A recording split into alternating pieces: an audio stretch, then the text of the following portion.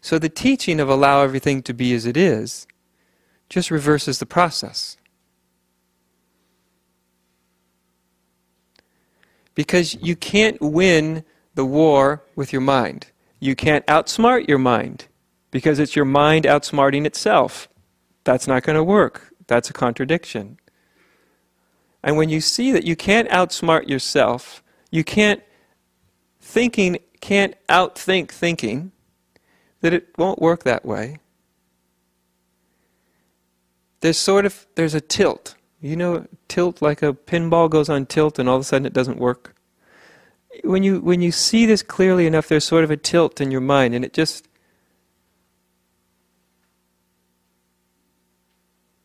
The struggle stops because you perceive from your own experience that all the struggle actually just makes you more caught in the thing you're struggling against. So, even though it's completely counterintuitive, even though it goes against every instinct that we have,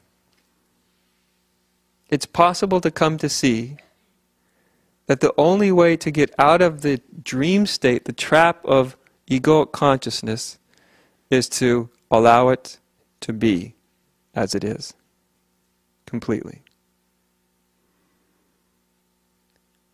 Because as soon as you allow it to be as it is, as soon as it is allowed completely to be, and I mean at any moment, so it might as well be this moment, just to experiment, as soon as you allow this moment or any other moment to completely be, in other words, you don't try to solve the dilemma of being caught in it. It's very counterintuitive, right? As soon as you don't try to solve it and you completely allow it to be, then there's nothing for the mind to grasp onto. There's nothing for the mind lives on resistance. Right? That's what it lives on. The egoic mind. I'm not talking about the intelligent mind that, does higher mathematics and figure things out at your job and all of that. Practical mind.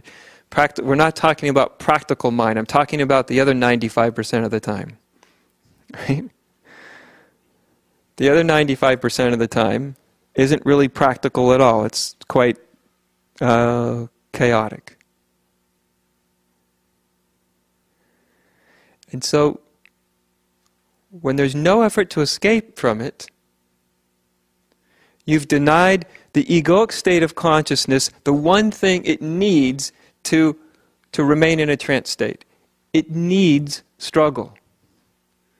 It must struggle. It has to struggle, otherwise consciousness will start to wake up or leave the trance state of egoic consciousness, all by itself. So in other words, consciousness doesn't need any help in waking up from egoic consciousness. You can't help it. Everything you do to help it actually hinders it. But only everything. Everything. That includes what you're doing. The one or two people out there that are thinking he's talking about everybody else, but not about me. You're the one I'm talking about. I want to talk to you. If you think you're excluded, right?